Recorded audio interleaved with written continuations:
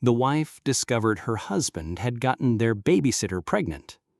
What should have been just another evening in their family home instead became the night everything cracked open.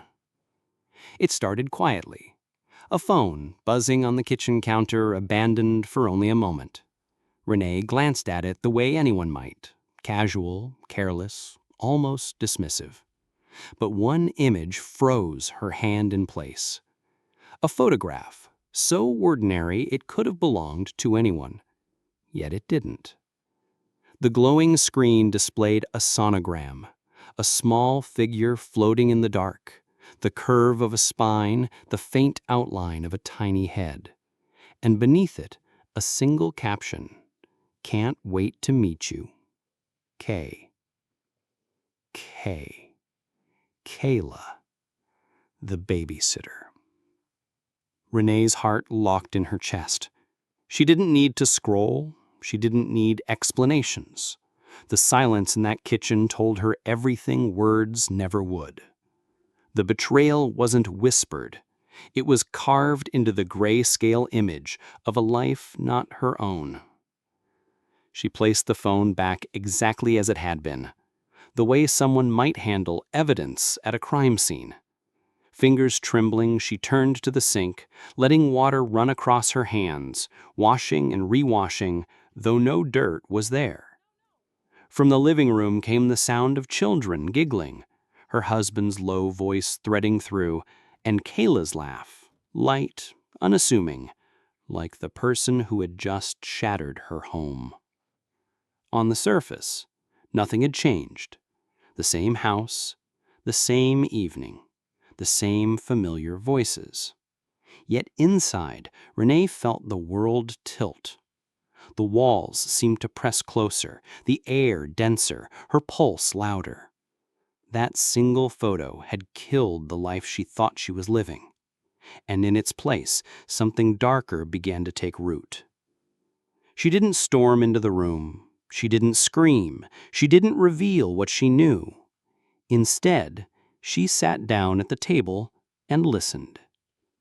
Every sound, every word, every stolen glance between her husband and Kayla became another nail hammered into her chest. She smiled when she had to, nodded when spoken to, and all the while a storm raged quietly behind her eyes.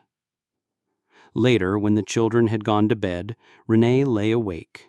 Not next to her husband, not beside the man she once trusted, but beside a stranger she now hated. The glow of the streetlight cut sharp lines across the ceiling, and she traced them, wondering how long the deception had been there, building, spreading like rot. Every laugh she remembered, every late night at work, every excuse lined up perfectly now. She didn't need to ask him. She didn't need to hear the lies. She already had the truth. The ultrasound had told her everything. And in that silence, she began to make decisions. Not rushed, not wild, but deliberate.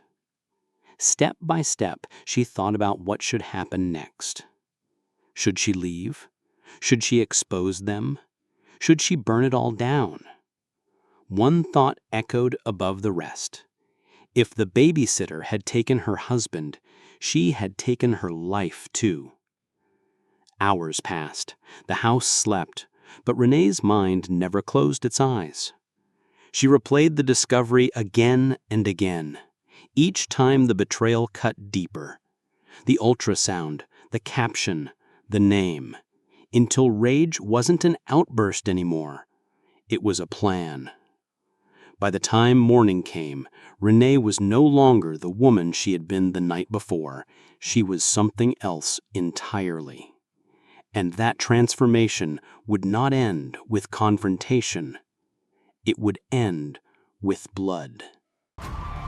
Welcome to Crime Vault, your home of true crime, dark mysteries, and deep investigations.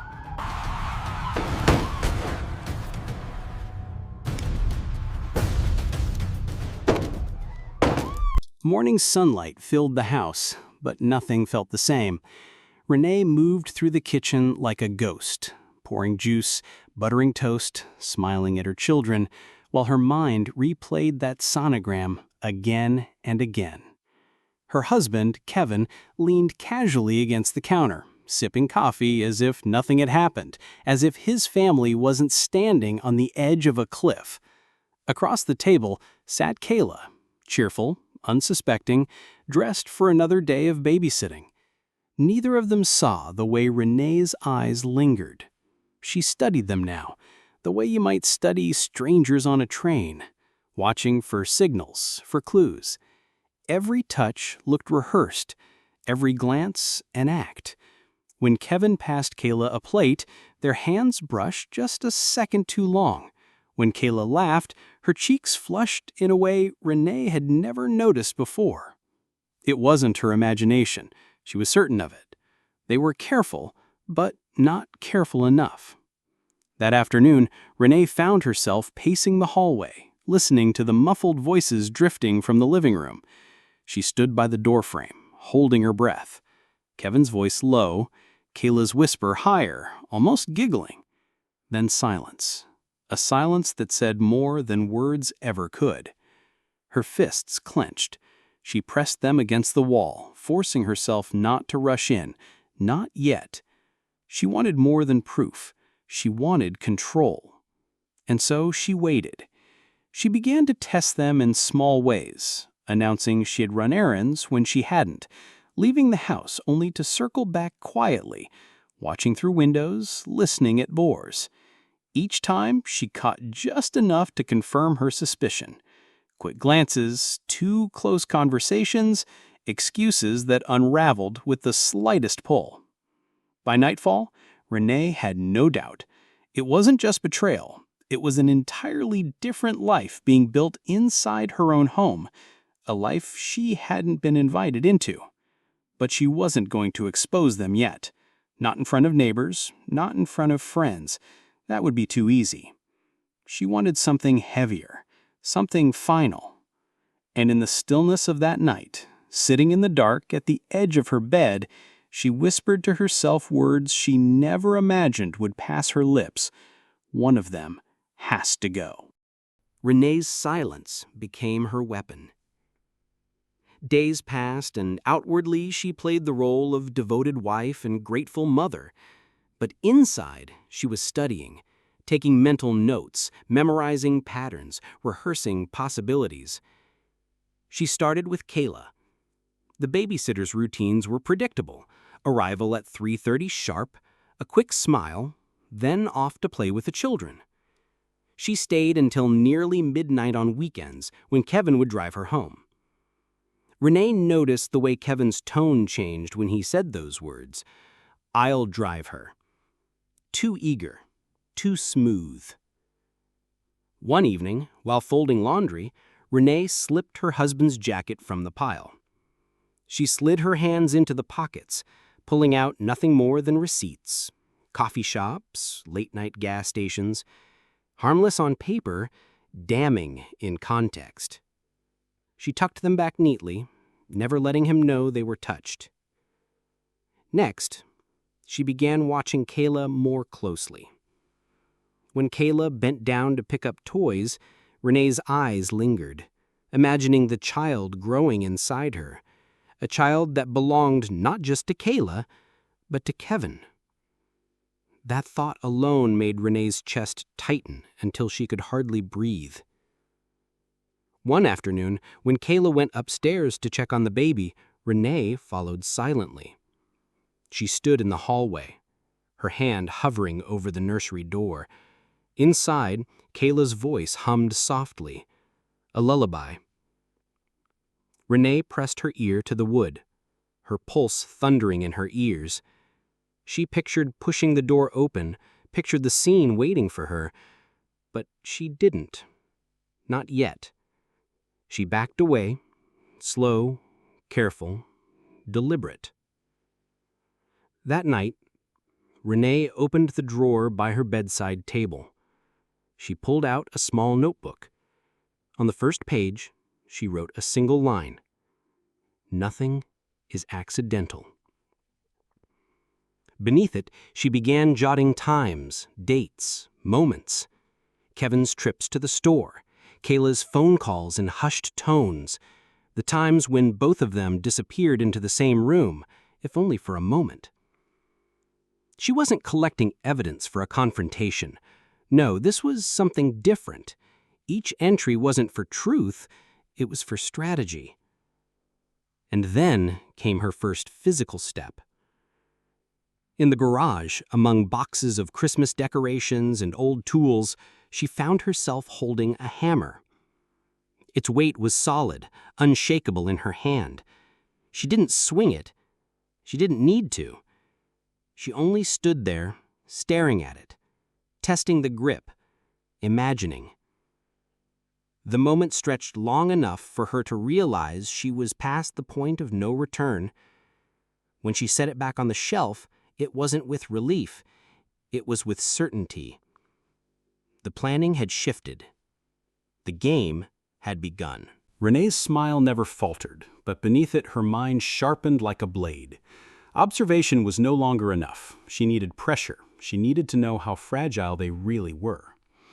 It began with conversations. At dinner, she asked Kevin casual questions, nothing alarming on the surface. "Do you ever think about starting over?" His fork paused midair, then resumed. A flicker of guilt passed across his eyes. He didn't answer directly. He never did. She filed the reaction away. With Kayla, the probing was gentler, wrapped in the disguise of concern. While folding baby clothes together, Renee tilted her head and asked, "Do you ever imagine being a mother?" Kayla's hands froze, the shirt slipping through her fingers. Her cheeks flushed, her lips parted as if to speak, but she only shook her head and busied herself again. That hesitation told Renee more than words could. The notebook grew thicker. She added more than times and receipts now. She added questions, strategies, fragments of imagined conversations, plans that branched like a tree, different outcomes, each leading to the same conclusion. Then came the first trap. On a Saturday evening, she announced she had errands to run. Kevin was left alone with Kayla and the children. Renee parked her car down the street, hidden behind hedges, and watched the windows of her own home glow from a distance. An hour passed. 2. Through the curtain, she saw movement. Her husband stepping too close, Kayla laughing too softly. Renee didn't need audio to know the rhythm. When she returned, she said nothing. She hung her keys, kissed her children goodnight, and laid beside Kevin in silence. But inside, she knew. The pieces were falling where she wanted them. She escalated again. One morning, she slipped Kayla's phone into her purse for less than a minute, just long enough to scroll, enough to see unsent drafts, notes never meant for anyone else's eyes, phrases like, "I don't know how much longer I can hide this." Enough to confirm that Kevin was not just complicit, he was invested. Back in her room, Renee stared at herself in the mirror. Her reflection was steady, expressionless. She didn't see a victim. She didn't see a wife scorned. She saw someone shaping destiny with her own hands.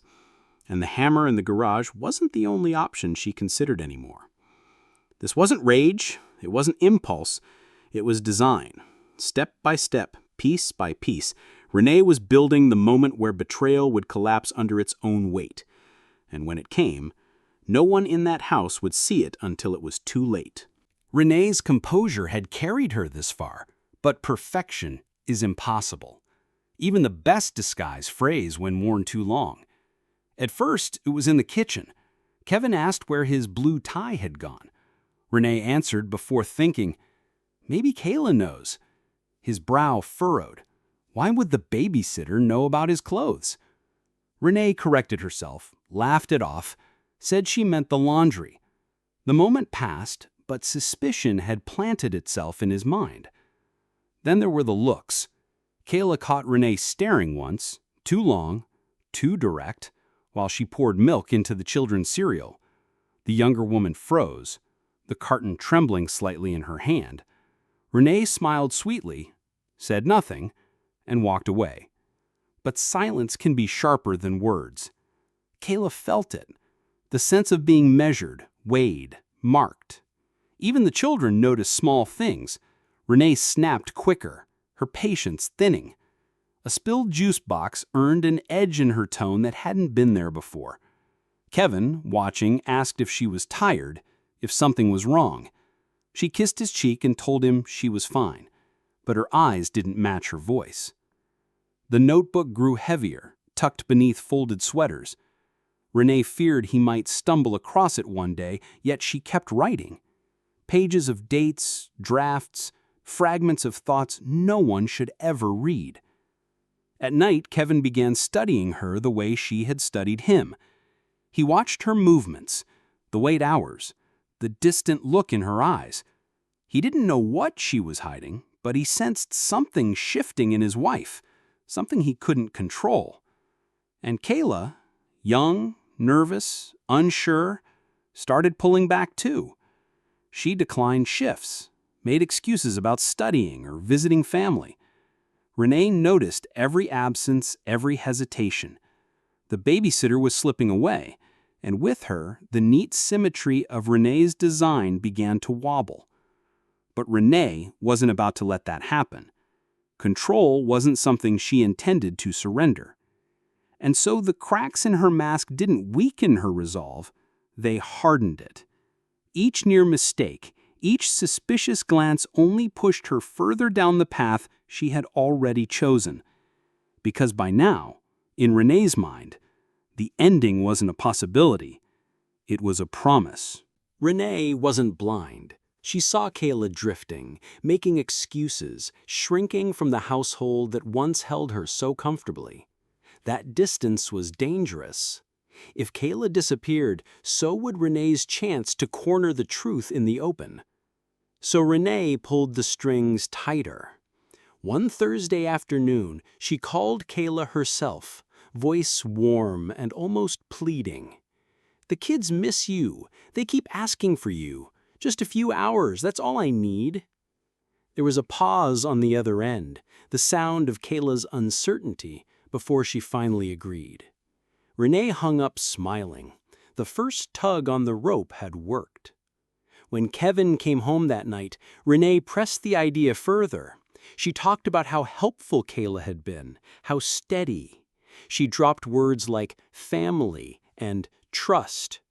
She made sure Kayla's presence seemed essential, not just to the children, but to Kevin himself. Slowly, she turned their reliance into a cage. The next weekend, Renee staged a family evening. Movies, popcorn, blankets.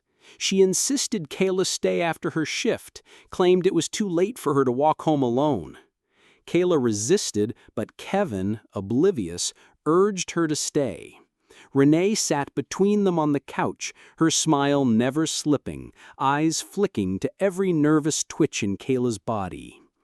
Later, she engineered smaller moments, leaving Kayla alone with Kevin, then stepping back into the room unexpectedly, watching their guilty flinches confirm what she already knew. Asking questions that sounded harmless, but dug like knives, like, "Do you ever feel like secrets always come out eventually?" Her notebook became a map now. Lines, arrows, scenarios, different ways the confrontation might break, but all paths leading to the same outcome: exposure, destruction, justice on her terms. The house itself seemed to change under Renee's touch. Locks checked twice, curtains drawn at odd hours, a sense of surveillance, as though someone were always watching, even when Renee wasn't in the room. Kevin and Kayla both felt it, though neither could name it out loud. The noose was tightening. Every move, every choice was guiding them closer to a breaking point. And Renee knew when the rope finally snapped, there would be no turning back. By now, Renee had stopped pretending, even to herself, that this was just suspicion. The evidence burned too clearly in her mind. The baby, the silence, the guilty eyes. And if Kayla wouldn't come forward willingly, then Renee would force her into the light. She began weaving a trap disguised as hospitality. One evening, she insisted on hosting a family dinner. "All of us together," she told Kevin, her tone so bright it left no room for refusal. Kayla hesitated when the invitation came, but Kevin encouraged her. She means well. She just wants you to feel included." That night, the dining room felt different. Candles flickered low, shadows bending across the walls. The table was set too perfectly, silver polished, napkins folded with sharp precision. It looked less like dinner, more like a stage waiting for its actors. Renee watched Kayla the way a hawk watches a rabbit. Every fork lifted, every glance exchanged with Kevin. She sprinkled questions through the meal, laced with venom, but cloaked in sweetness. "Kayla, you've been so quiet lately. Is something on your mind? Do you see yourself as part of this family's future? Children are such blessings, don't you think?" Kayla shifted uncomfortably in her chair, her hands trembling against the stem of her glass.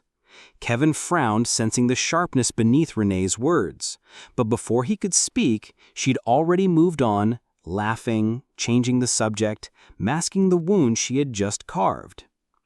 Even the children felt the tension.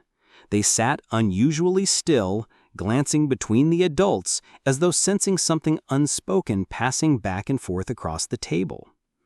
Renee's notebook later that night held only one sentence. "The dinner was the beginning. Soon, the truth will have nowhere left to hide." For Kevin and Kayla, the evening ended with unease. For Renee, it ended with certainty. The stage was set, the trap was baited, and all that remained was to watch how quickly her prey would fall into it. After the dinner, the household carried a quiet unease, like walls holding secrets too heavy to bear. The air seemed charged, every ordinary routine laced with suspicion. It started with slip-ups. One afternoon, Renee overheard Kevin's phone buzzing on the counter. A message flashed before he could grab it. "We need to talk. I can't keep this secret." Renee didn't need to see the name. The words alone were enough. Kevin snatched the phone quickly, his smile thin, his excuses weaker than ever. Another night, Kayla lingered too long saying goodbye. Renee stood at the window upstairs, watching as Kevin walked her to the car. Their conversation was hushed, but the body language spoke loudly.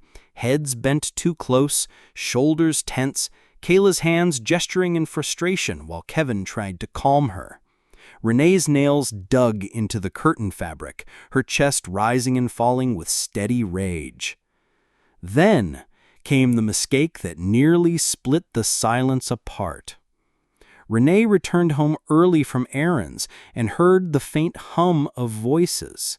The babysitter's laugh, nervous, sharp, followed by Kevin's low reply. She froze in the hallway, every nerve alive, listening. She pushed the door open just enough to catch a glimpse of them standing closer than they should. The silence when they noticed her was deafening. Kevin jumped back, Kayla's face flushed, but Renee only smiled, her tone calm, almost motherly. "I didn't know you two were having such a good time." No argument followed. No accusation yet. But the look in Renee's eyes, steady, unreadable, told them both she knew. Later that night, Kevin asked cautiously, "You okay?" Renee answered softly, "Of course. Why wouldn't I be?" But her diary entry was sharper. "They're cornered. One more push and the truth will bleed out." The cracks in the glass had appeared, and everyone in that house knew it was only a matter of time before the whole thing shattered. Renee no longer asked herself if the truth would come out. The question had shifted to when and how violently, and she intended to control both. Her preparation was quiet, methodical, hidden behind the mask of routine. During the day, she moved like any other wife, folding laundry, cooking meals, helping with homework. But in the privacy of her study, she mapped out her steps with the precision of a strategist.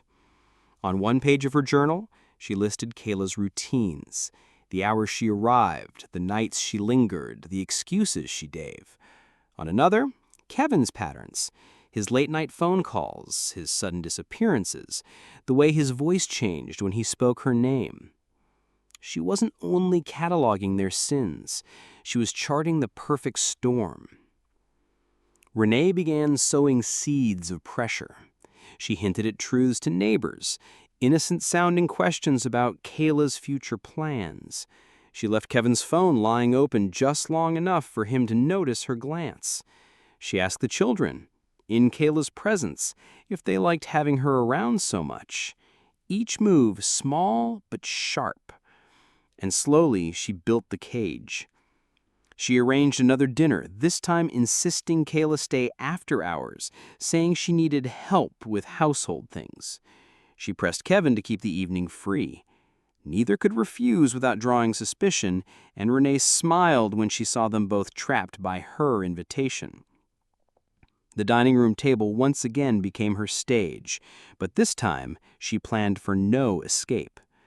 The lighting, the timing, even the bottle of wine she placed in the center, it was all deliberate. Her journal that night was chillingly clear.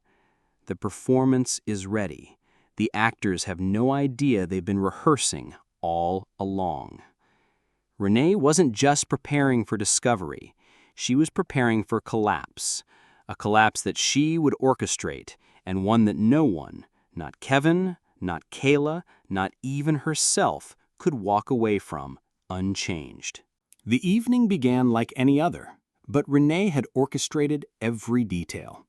The children were already asleep at a neighbor's house for a sleepover. The house was silent except for the hum of the oven and the faint clinking of glasses. Kevin arrived first, his tie loosened, his smile forced.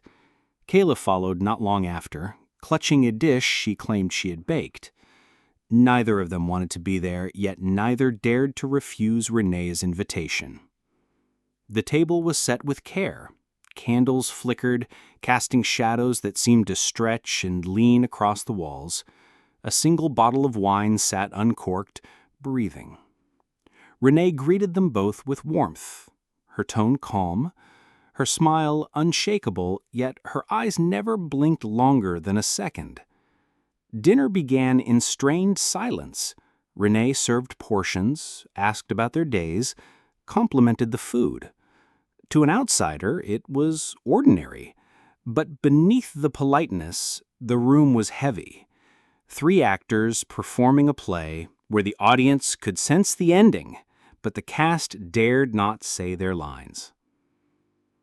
Halfway through, Renee leaned back in her chair, glass of wine in hand, and asked a single, slicing question. "When were you going to tell me about the baby?" The fork slipped from Kayla's fingers. Kevin froze, his face drained of color. The sound of the utensil clattering against the plate echoed through the room like a gunshot. No one moved. No one spoke. The air was lead. Kevin stammered first, a broken attempt at denial. Kayla's lips trembled, eyes darting anywhere but Renee's face. But Renee didn't flinch. She let the silence gnaw at them until their words began tripping over each other. Kevin begging, Kayla apologizing, both desperate to control the wreckage. Renee only sipped her wine. Calm, deliberate, the still center of the storm. Then, with terrifying composure, she whispered, "You've both mistaken my silence for weakness. Tonight, that ends."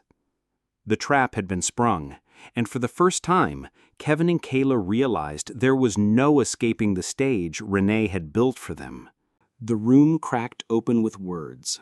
Kevin's voice came first, loud, trembling, desperate. He swore it wasn't what it looked like. He said Kayla meant nothing, that it was a mistake, a weakness, something he could undo if only Renee would forgive him. But every syllable was hollow, and Renee heard them for what they were, lies built on more lies. Kayla, cornered, tried to speak too, her tone soft, almost pleading.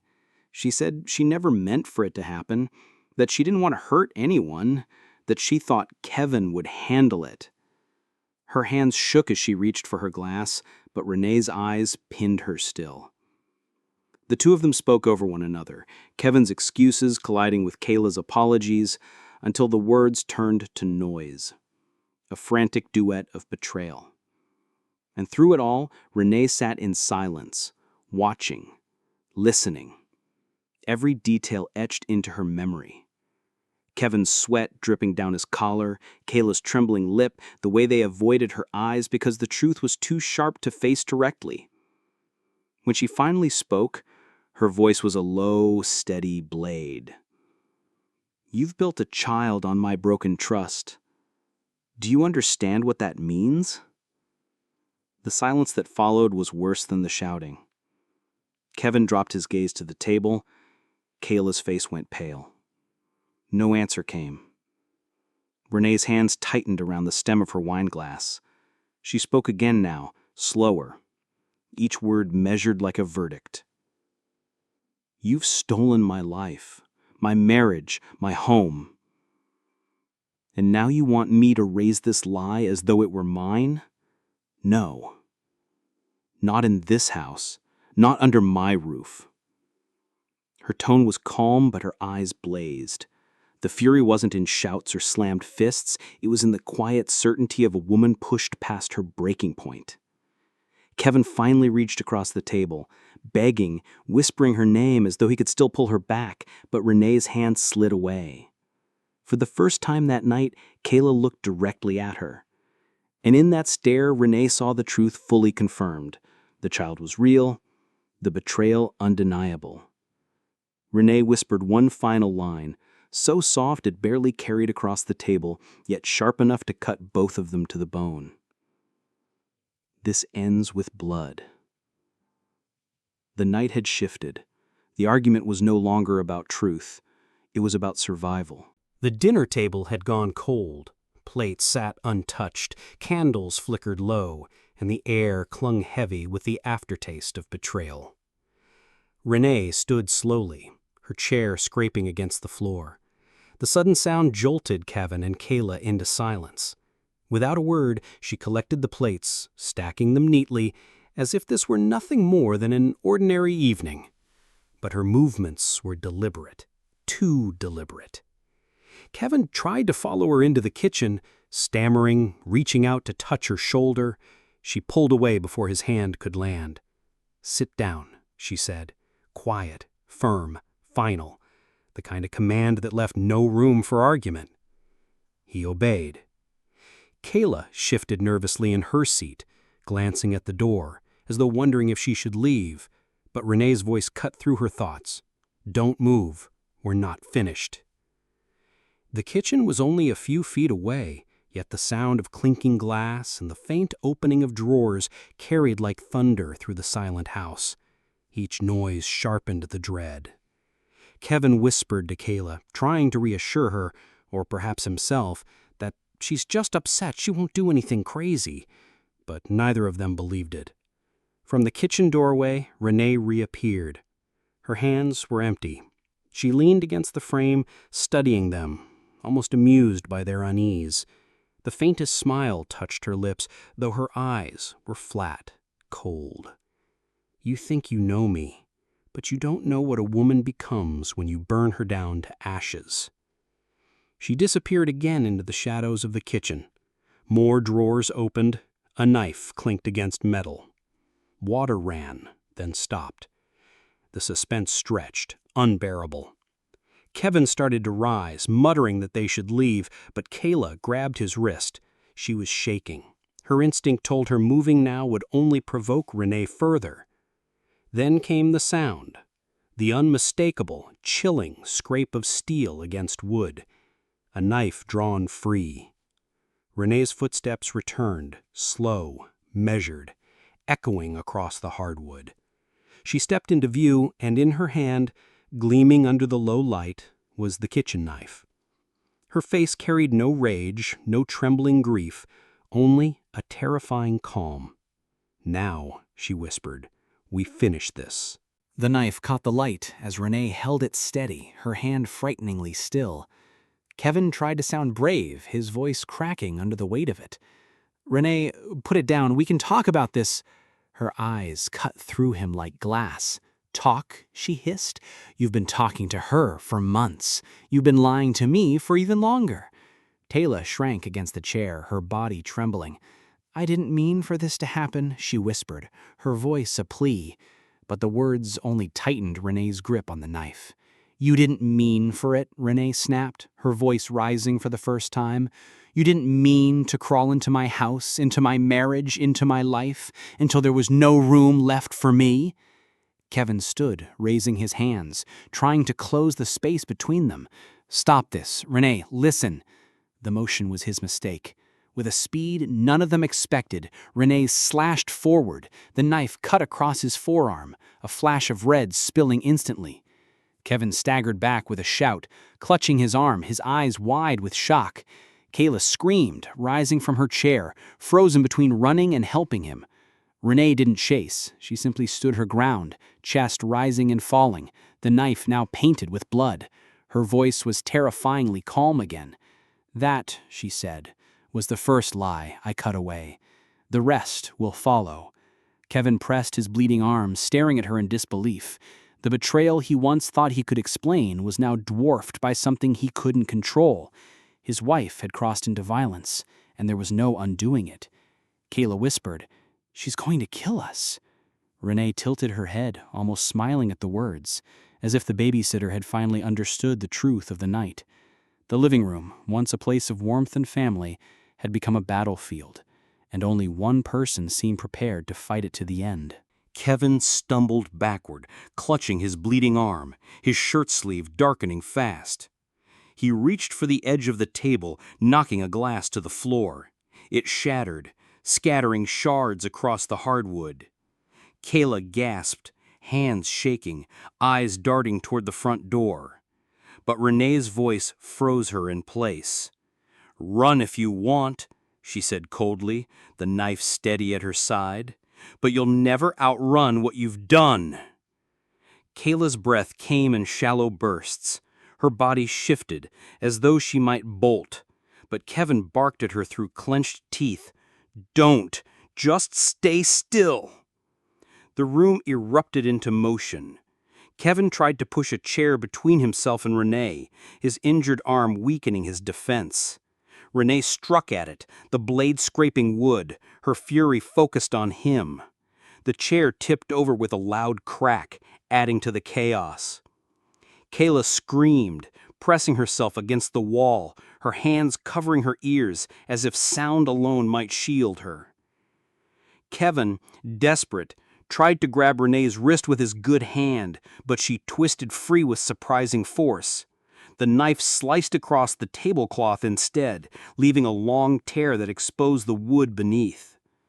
For a moment, everything froze, the three of them locked in place, breathing hard, eyes wild. Then Renee whispered, almost tenderly, I told you I would cut away to lies. Now there's nothing left to hide behind. She lunged again, and Kevin fell backward over the broken chair, crashing to the floor. The impact knocked the breath from him. The knife hovered, gleaming, as Renee stood over her husband, her shadow stretching across his crumpled body.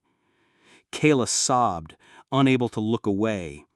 The babysitter who once thought she had stolen a secret life now realized she was trapped in a nightmare with no exit. The room was no longer a home, it was a war zone. And Renee was no longer just a betrayed wife. She was executioner, judge, and jury. Kevin lay gasping on the floor, his arm bleeding, his strength draining fast. Renee stood above him, knife poised, the world narrowed down to her vengeance and his betrayal. But just as the blade began to lower, Kayla moved. Her screams split the air as she hurled herself forward, tackling Renee from behind. The knife clattered to the ground, skidding across the wood, spinning to a stop inches from Kevin's hand. The two women grappled violently, their screams and sobs colliding in the suffocating room. Renee's fury gave her strength, but Kayla's raw terror gave her something else. desperation. Kevin, weak and staggering, reached out, his fingers brushing the knife handle. With a final effort, he pulled it toward himself, but instead of attacking, he threw it across the room, away from both women. Renee shrieked, realizing the weapon was gone, and shoved Kayla hard into the wall. The babysitter cried out, sliding to the floor, her chest heaving. Silence settled, broken only by Kevin's ragged breathing. Renee looked at him, then at Kayla. Her eyes burned with a hatred so deep it no longer needed words. For one terrifying moment, it seemed she might go after the knife again. But instead, she sank to her knees in the center of the chaos, her shoulders trembling. Her voice was low, broken. "You ruined everything, both of you, and I let it happen." Kevin didn't move. Kayla didn't breathe. The night that had begun with secrets had ended with blood, betrayal, and the shattering of a family. Outside, a siren wailed faintly in the distance. Someone, somehow, had called for help. The story wasn't finished, but for Renee, Kevin, and Kayla, the damage was already beyond repair. When the siren stopped outside that suburban home, the story of one marriage, one betrayal, and one desperate night was already written in blood. Renee was taken into custody, her hands trembling as the officers led her away. She didn't resist, she didn't cry. She only repeated a single phrase over and over. "He left me no choice." Kevin survived, though his wounds left him scarred and weakened. The physical healing would come, but the trust, the image of his wife's face in that final moment, those scars would never fade. Kayla, shaken and bruised, carried more than fear from that night. She carried the life growing inside her, a reminder of choices that had shattered more than one home. The case drew headlines for months, neighbors stunned, communities divided. Was Renee a victim of betrayal or a cold-blooded killer who had simply snapped? The jury would ultimately decide, but the truth, the one that lingered after the cameras moved on, was this. 3 lives were destroyed in a single night, and an unborn child was left with a legacy of violence before ever taking its first breath. Some stories end with closure. This one ended with questions. Uncomfortable, unanswerable questions about loyalty, love, and how far a heart can bend before it finally breaks. If this story gripped you and you want more true crime journeys into the shadows people hide, subscribe now. Hit the bell so you never miss an unraveling tale of love, betrayal, and the chilling choices people make when pushed to the edge. Until next time, stay safe, and remember, even the most ordinary nights can turn into stories you'll never forget.